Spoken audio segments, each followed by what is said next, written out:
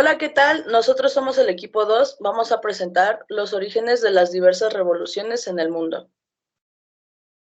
Nuestro equipo está conformado por Alvarado Chimal Abner, Cid López Wendy Margarita, Espinosa Padilla Marco Antonio, Hernández Callejas Miguel Ángel, Morales Chávez Perla Yasmín, Pedraza Martínez Fernanda, Román Muñetón Jorge Aurelio, Ventura Romero Abimael.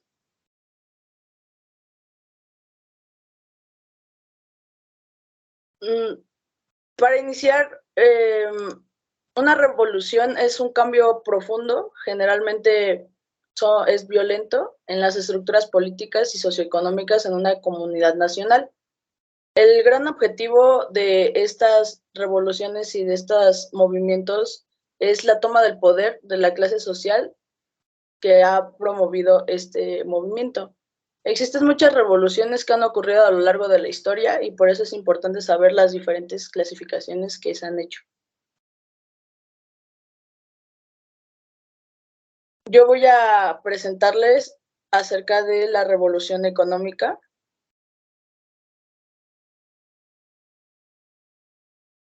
La cual es el cambio drástico de las condiciones en que se lleva a cabo la producción, la distribución y el consumo de los bienes en la economía. Esta revolución provoca que los modos de producción, los de distribución de los bienes y servicios de una sociedad se alteren drásticamente y son reemplazables. Como los principales ejemplos de las revoluciones económicas está la revolución neolítica, la cual es el tránsito entre cazadores y recolectores hacia la agricultura, que permitió la fundación de los primeros asentamientos permanentes. Y otra de las revoluciones que son de las más conocidas en este ámbito económico es la revolución industrial, la cual sustituyó a los modelos de producción artesanales por un automatizado parcial totalmente. La revolución neolítica tiene muchas aplicaciones económicas a lo largo de nuestra historia. Una de estas es que en esta revolución se introdujeron nuevas herramientas para la agricultura, la producción da lugar a bienes más elaborados, como que existe ya una preocupación por disponer de las tierras fértiles y no solo en buscar alimentos para las personas, sino también para el ganado y para la población. También es una forma de entender a la agricultura y a la ganadería. También en esta revolución se consiguieron domesticar diferentes especies, así como también el apoyo de estas para la caza de los alimentos y la transformación radical de la vida humana. Siguiente, por favor. La revolución industrial también es uno de los principales factores económicos que llegaron a cambiar y revolucionar en este ámbito. Una de las cosas que ayudó a la economía en esta revolución fue el proceso de la transformación de la economía. Se presentaron mayores tecnologías y se generó una presencia mayor de las industrias en el ámbito económico.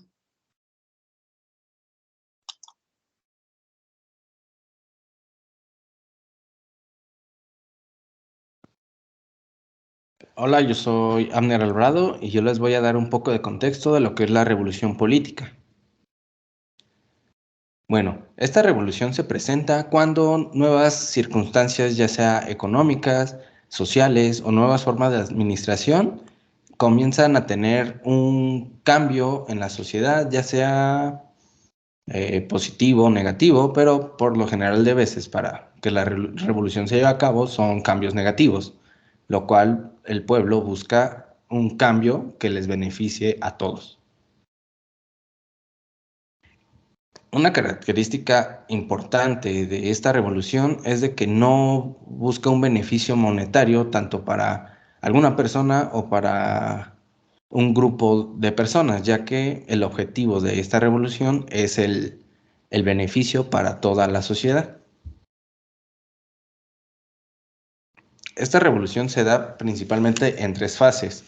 La primera fase surge por algún revolucionario, alguna persona que toma el control, que ve primero la problemática e inician con la revolución moviendo a grupos, moviendo a todo tipo de personas que estén de acuerdo con él y que todos quieran el mismo cambio en la sociedad. La segunda fase se da cuando no hay tanta presión, digámoslo así, no se está viendo tanto el cambio y en esta fase se busca meter más presión, generar nuevas estrategias para ver un cambio pronto y en estas estrategias se buscan nuevos líderes, los cuales tengan, ya sea que estén más actualizados, que tengan mayores influencias o cosas que ayudarían a hacer esta revolución más rápida, a buscar el cambio más rápido. Y la tercera fase es cuando ya la revolución concluye prácticamente, en donde ya se logra el fin por el cual estaban luchando y en donde principalmente los que organizaron la revolución, los líderes de esta revolución se quedan con el mandato. Y bueno, como decía, el inicio de la revolución por lo general la tienen personas con el interés de hacer un cambio, pero estas personas deben de tener cierto poder político o algún poder económico o que sean unas personas muy influyentes en la sociedad. Un claro ejemplo fue Francisco I. Madero en la revolución en la cual logró derrocar a Porfirio Díaz mediante la Revolución de México y el cual al finalizar la revolución cumple con la tercera fase de esta, ya que él se quedó con el mandato, ya que él fue electo a la presidencia de México.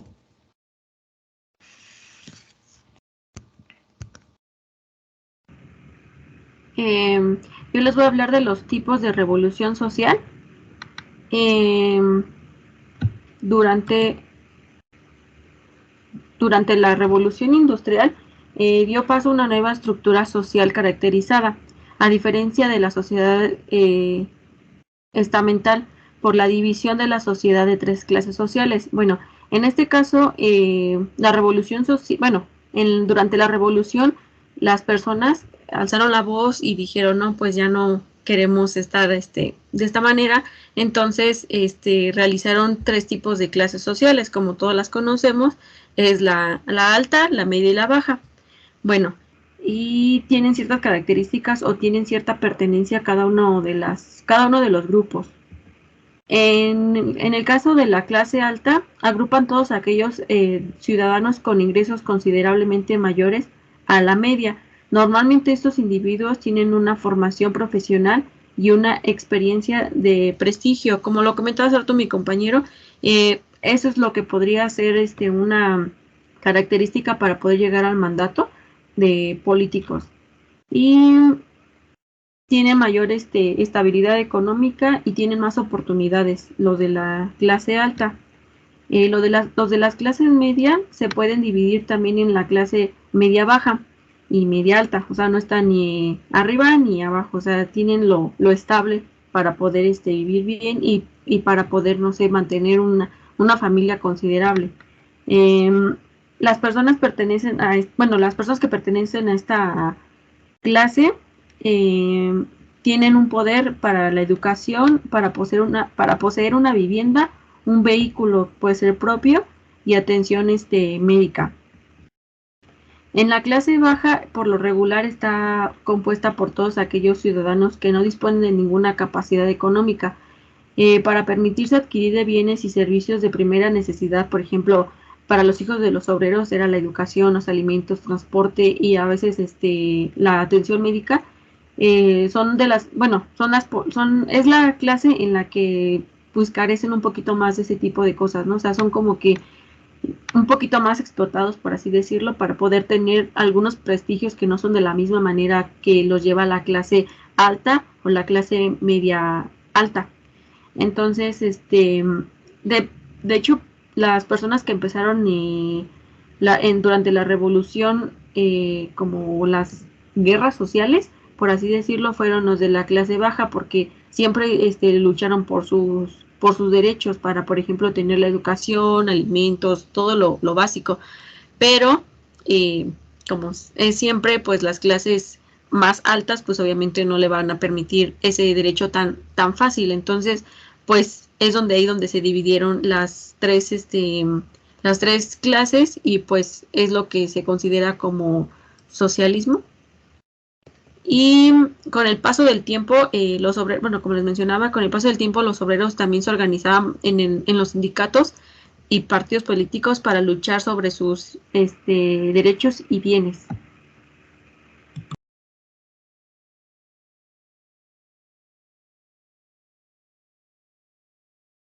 Muy bien, ¿no? Ahora retomaremos lo que nuestra compañera Wendy comentó en la primera clasificación, que fue la revolución industrial.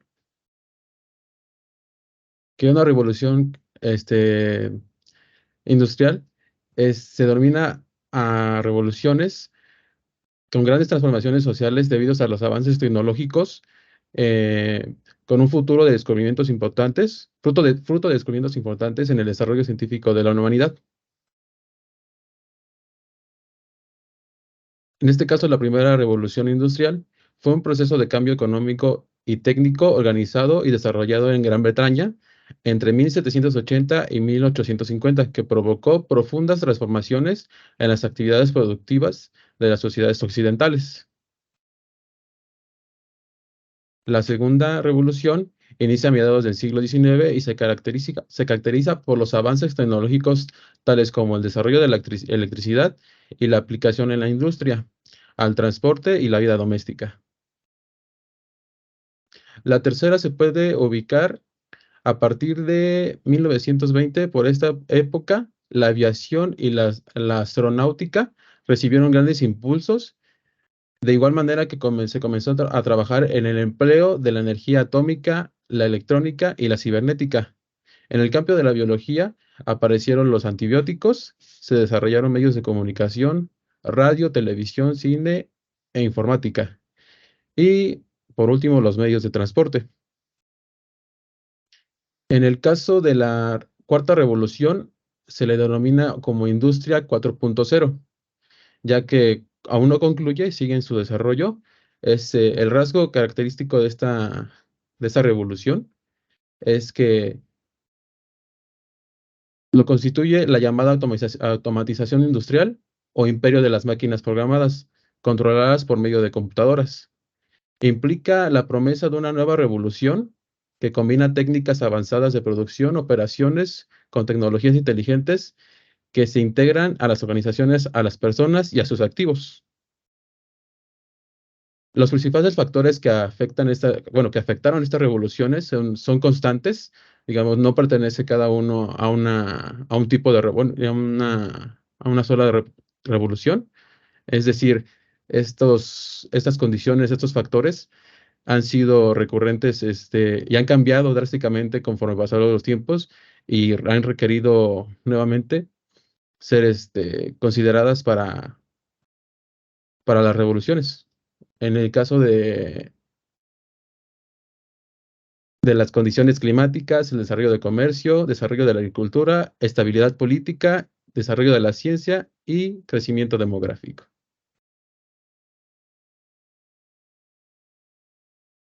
Ahora pues mencionamos un poco sobre la lucha de los derechos de los mexicanos. Entonces hablamos un poco sobre la revolución industrial en México y cómo es que tuvo un cambio dentro de la economía, debido a que anteriormente se manejaba la parte agraria y minera como medio, como medio económico.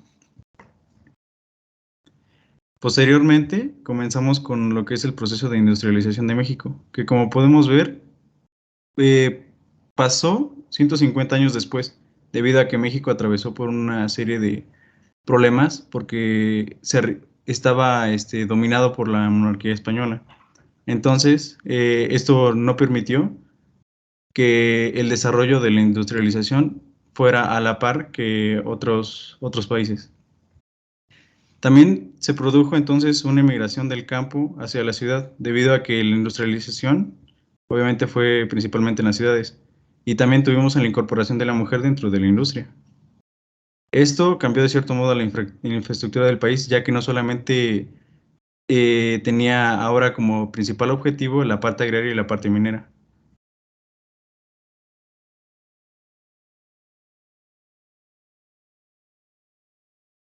Dentro de la lucha de los derechos de los mexicanos, podemos destacar que el impulso inicial comenzó en 1876, cuando Díaz asumió el poder. Durante los siguientes años, México empezó a tener un auge en el desarrollo y modernización de su industria, comercio y transporte, pero bajo el control directo de empresas extranjeras. El país comienza a tener la primera fase de su desarrollo económico. En consecuencia, resultó en la concentración del poder económico y político en una pequeña élite privilegiada. La mayor parte de la población vivía en la pobreza extrema, trabajando largas jornadas para ganar sueldos miserables. La población permaneció bajo un régimen autoritario carente de respeto por la dignidad y la vida humana. Cansados de tantas injusticias, muchos mexicanos reaccionaron y surgieron grupos que aspiraban a lograr una transformación dentro del país, empezando por la salida de Porfirio Díaz del poder. La revolución luchaba por un gobierno genuinamente democrático, libertad e igualdad para el pueblo, mayores derechos sociales y una reforma agraria a favor de los campesinos, pues se pretendía eliminar los latifundios de terratenientes nacionales y extranjeros. La figura de Francisco Ignacio Madero fue emblemática para el movimiento revolucionario. Francisco y Madero tenía las ideas liberales que había aprendido desde la infancia, que lo impulsaron a buscar una mayor justicia social en México. Una de sus primeras acciones fue en 1901, cuando se comprometió con el proyecto del Partido Liberal y promovió el periódico Regeneración. En 1904 inició su carrera política, fundando el Club Democrático Benito Juárez y organizando el periódico El Demócrata, donde colaboraba con artículos sobre derechos humanos, sufragio y libertad. En 1909 fundó el Partido Nacional Antirreeleccionista bajo el emblema de sufragio efectivo, no reelección, para poder participar en las elecciones presidenciales de México contra la reelección de Díaz. Ahora sí. El 5 de octubre de 1910, Madero lanzó el Plan de San Luis, que principalmente rechazaba la reelección y convocaba a derrocar al dictador. Y si bien el pueblo mexicano demostró su apoyo al llamado de Madero a levantarse en armas el 20 de noviembre de 1910. Esta primera etapa del movimiento solo demandaba principios políticos, entre ellos la apertura a la democracia, igualdad, justicia y libertad. Para un pueblo que llevaba 30 años sufriendo los abusos de una dictadura, más adelante se adhirió al sector campesino, que reclamaba su derecho a la propiedad de tierras, además de los obreros, que exigían justicia social, y clases medias, que pedían libertad política. A partir de ese momento, la revolución se extiende en distintas partes del país, por lo cual las fuerzas opositoras tomaron el control de una gran parte del país. Ante la circunstancia inevitable, Díaz anunció el 25 de mayo de 1911 su renuncia como presidente de México. Francisco I. Madero entró victorioso a la Ciudad de México el 7 de junio de 1911 rumbo al Palacio Nacional. Este suceso dio fin al porfiriato, pero representó solo una primera etapa de la revolución. La Revolución Mexicana de 1910 dio lugar a la Constitución Política de los Estados Unidos Mexicanos de 1917, que fue la primera constitución a nivel mundial donde se incluían los derechos sociales y educativos. Ok, ahora vemos un poco sobre los impactos que fueron posteriores a la Revolución Mexicana.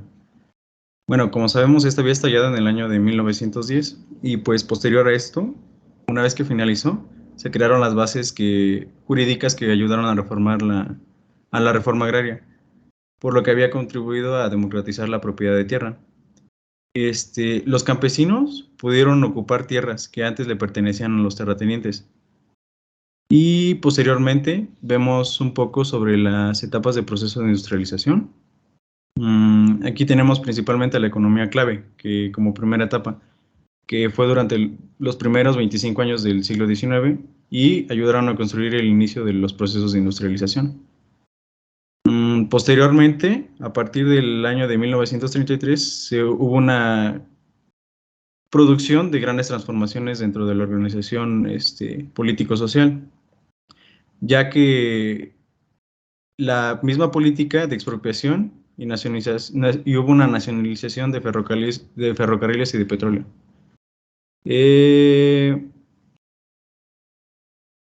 Sí. El milagro mexicano así se llamó debido a que hubo un crecimiento sostenido por más de 3 décadas. Y en el año de 1940 comenzó el desplazamiento del capital y la atención política de la agricultura a la industria, ya que pues la industria representaba un mayor poder económico.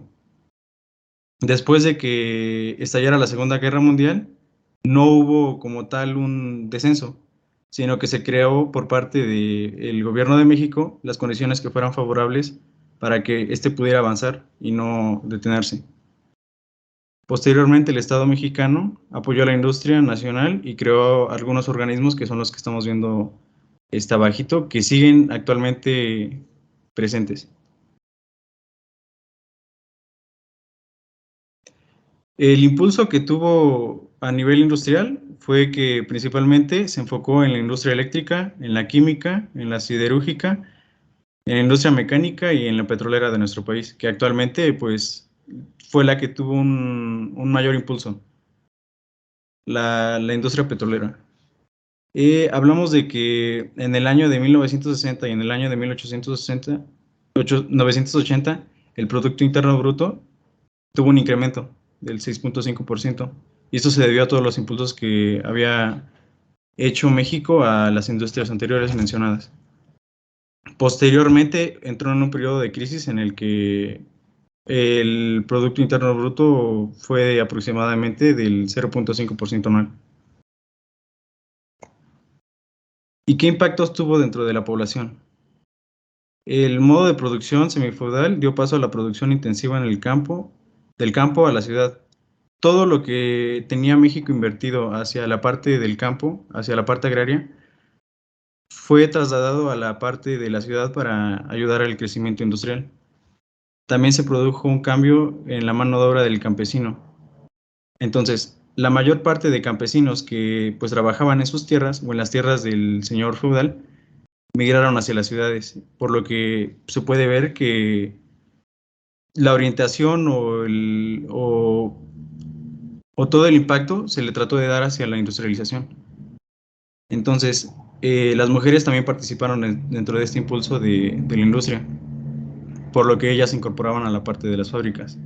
Entonces a la mujer en ese tiempo se le daba mucho la parte de quedarse en el hogar y se vio un mayor número o un incremento dentro de las mujeres que querían participar dentro de la economía de México, ya no solamente enfocadas a la parte del hogar. Posteriormente, ¿puedo regresar, por favor? En la producción se habla de que hubo una producción más grande, por lo que ciertos artículos bajaron de precio, y eso lo podemos ver hasta en la actualidad. Y la población pudo acceder más a ellos debido a que pues había una producción muchísimo mayor. Ahora sí puedes cambiar. Y dentro de los principales constituciones o principales puntos para la lucha de los derechos de los mexicanos fue, y mencionamos desde la parte de la independencia, porque el periodo de la Revolución Industrial abarcó muchísimo antes. Recordemos que nosotros o México comenzó su revolución industrial muchísimo después. Entonces, hablamos desde el año de 1760 en el que comenzó la revolución industrial, y para entonces México se encontraba en un periodo de esclavitud. Entonces, comenzamos la lucha de los derechos con la abolición de la esclavitud, que fue gracias a don Miguel Hidalgo. Posteriormente, se crea la Constitución de Apatzingán, en donde se proclaman los derechos de igualdad y la seguridad de propiedad y libertad ante la ley. El año fue 1814. Posteriormente, se establece la Constitución y sus 7 leyes, que fue en el año de 1836 donde se mencionaban los derechos y las obligaciones que teníamos como mexicanos. En el año de 1843 tenemos otra Constitución, en donde se preservaban los logros legislativos los logros legislativos anteriores, estos que hablamos sobre los derechos y obligaciones, y se impulsó la libertad de imprenta y también a la libertad de opinión. Posteriormente, en el año de 1857, la Constitución tuvo otro aporte, en donde se prohibía todo tipo de títulos de realeza y de monopolio. Y para el año de 1917 se estableció un sistema federal, también la no reelección dentro de nuestra Constitución y la división de poderes, así como la reforma agraria, que mucho de esto actualmente lo seguimos viendo en nuestra Constitución.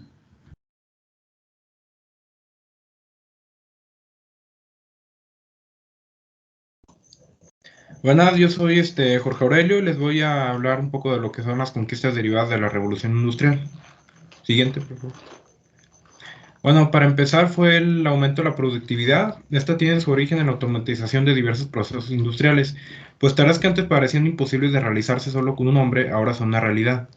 Esto llegó a tal grado en el que, pues incluso los trabajos se volvían tan fáciles que incluso niños podían llegar a hacerlos.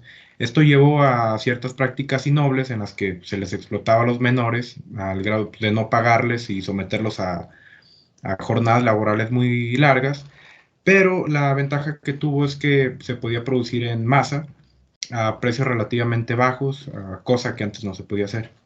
Siguiente. Nuevas tecnologías. La alta productividad y sistemas de manufactura dieron lugar al desarrollo de nuevas tecnologías que pudieran aumentar la demanda del mercado, por lo que se destina gran parte del capital al área de innovación y desarrollo. Así como en el momento en el que se dio la revolución industrial, en el que se empezaron a crear nuevas tecnologías, pues los grandes industriales, ingenieros, economistas, dueños de empresas y demás dijeron, ¿por qué no seguir destinando parte de las ganancias para desarrollar todavía nuevas tecnologías? Y es por eso que antes no había propiamente un área de investigación y desarrollo, la que se conoce como la I+D. Hoy en día es un campo laboral muy amplio, tanto del desarrollo de nuevos modelos de trabajo, de producción, motivación de trabajadores, tecnologías y demás cosas. Siguiente. Esto dio una cultura de consumo, debido a que antes en la antigüedad era relativamente complejo fabricar un producto, llámese un zapato, desde la extracción del cuero mismo, todo el trabajo manual que conllevaba, no era algo barato y algo que se pudiera acceder con facilidad. Era muy común ver a personas que usaban el mismo par de zapatos toda la vida o durante mucho tiempo, pero ahorita como ya es muy fácil producirlo, la gente accede a él con muchísima facilidad. Esto los ha llevado al punto de consumir solo por consumir, además de que ha habido mucho de la mercadotecnia de por medio, y eso pues ha llevado a una producción excesiva, donde lo principal y más importante es producir y vender. Siguiente. La urbanización. La enorme cantidad de empleos que generó la industria en general dio pie a una enorme urbanización, pues las personas se concentraban cerca de las plantas para así asistir al trabajo con mayor facilidad, pues el trabajo artesanal y rural se vio afectado en gran medida, pues solo había cabida para los grandes productores. En el momento en el que se asentaron las primeras grandes fábricas, estas producían tanto y ofrecían sus productos al mercado a tan bajo precio, y esto provocaba que los menores productores, los artesanos de ese entonces, no pudieran competir. ¿Qué pasaba? Pongo de ejemplo, una familia, un hombre que había trabajado, supongamos, la quinta generación de un rancho ganadero, donde pues, vendía lácteos, carnes, cueros, y ofrecía sus servicios a un pueblo o una comuna, ya no pudo competir contra las grandes producciones y ¿qué hacía? Vender, y justamente le vendía a aquellos grandes productores para mudarse a la ciudad con todo y su familia y trabajar para ellos. Esto dio lugar a la clase media, pues antes era muy notable la diferencia de clases entre lo que eran los trabajadores, los obreros y esclavos, y los reyes y la monarquía. Dado que los trabajos pues ya eran mejor pagados, pues dio justamente eso, lugar a la clase media. Siguiente. Bueno, también esto dio pie a lo que es la economía moderna, y aquí expongo la principal idea de Adam Smith, en la que a través de la economía de mercado se puede alcanzar un bienestar integral, donde cada individuo lucha por lograr sus propios objetivos. Esto ha sido motivo de crítica de muchos autores, especialmente los de corte izquierdista que tienen a Karl Marx en su máximo exponente. ¿Qué quiere decir esto? Que Adam Smith ve a la industria y a los medios de producción, tal cual funciona hoy en día, como la oportunidad perfecta de que cada persona como individuo pudiera tener la oportunidad de alcanzar el nivel socioeconómico que quisiera.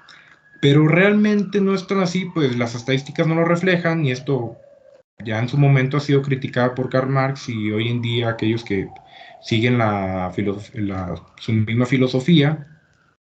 Y de ahí el por qué surgieron otras ideologías y modelos económicos como el socialismo.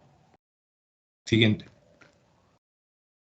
Bueno, muchas veces se habla de las ventajas de la revolución industrial, como los productos económicos, los sistemas de producción, la tecnología y demás, pero por eso quiero ahorita hacer hincapié en los contras, la contaminación. Mucho de lo que se produce hoy en día no cuenta con una economía circular, por lo que es producir, desechar y volver a consumir. Esto pues lleva a contaminar. Pésima planificación urbana.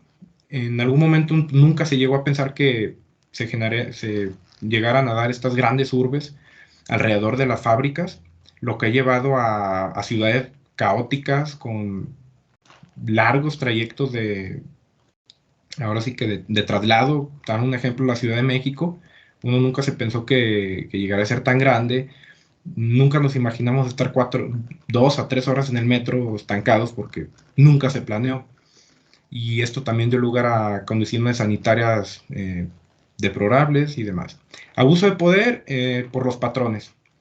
La mayoría de las personas de la población mundial, de hecho, forma parte de la clase obrera, y realmente no tienen otra alternativa que estar ahí, por lo que lleva a los patrones a abusar de ellos.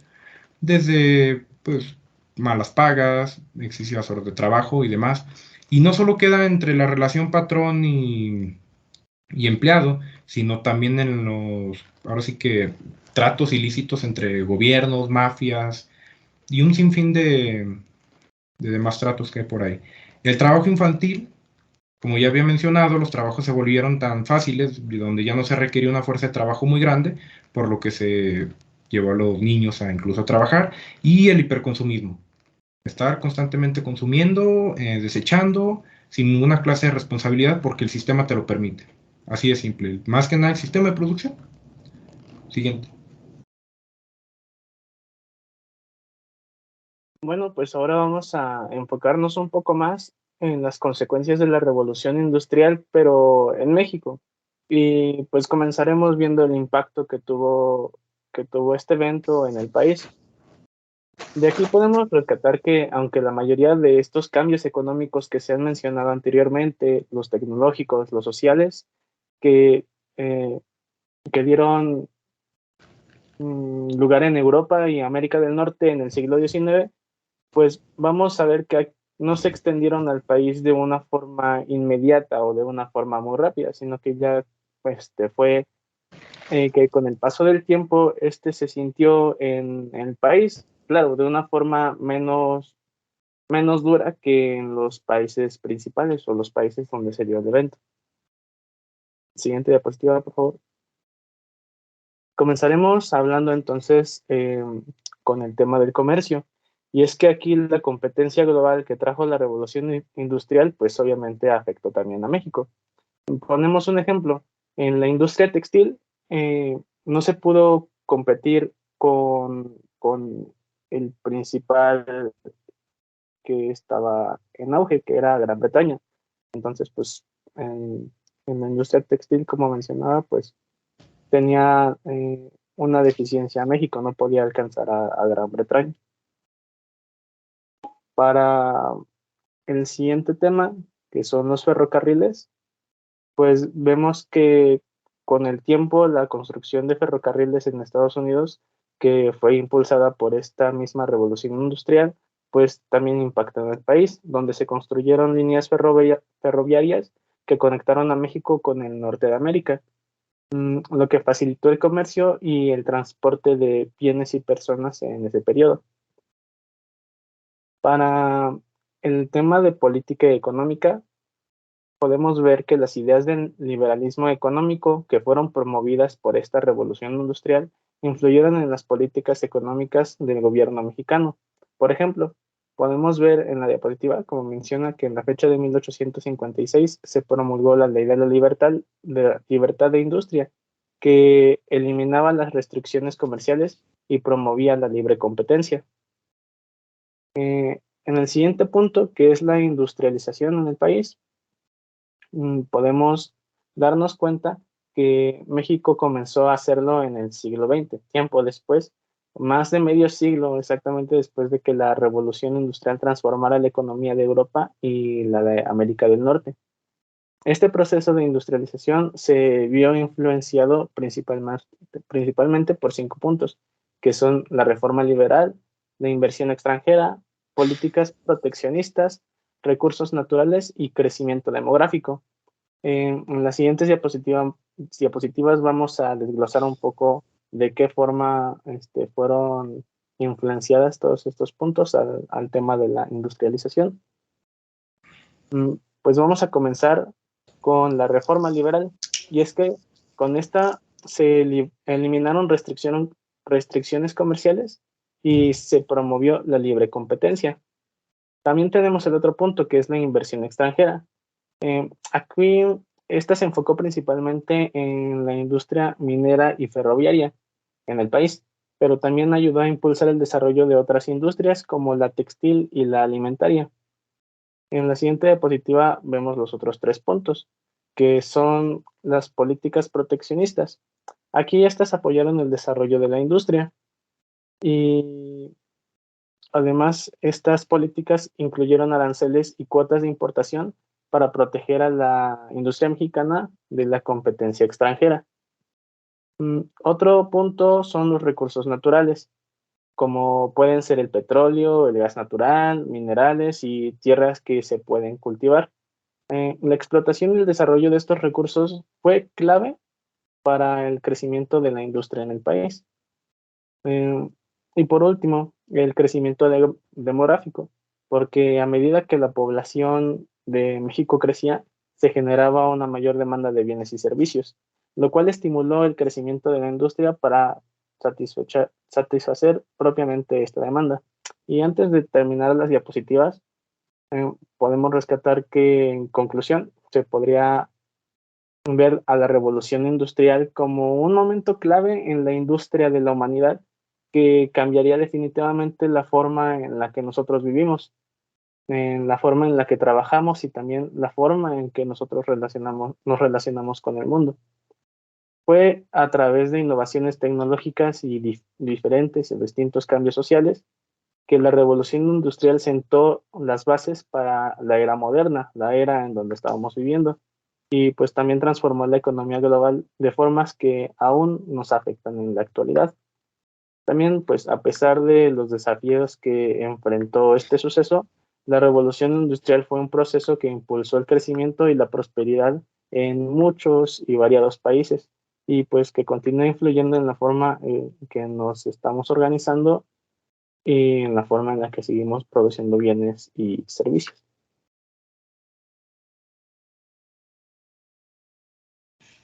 Y bueno, de nuestra parte sería todo y espero que esta información les sea útil. Muchas gracias.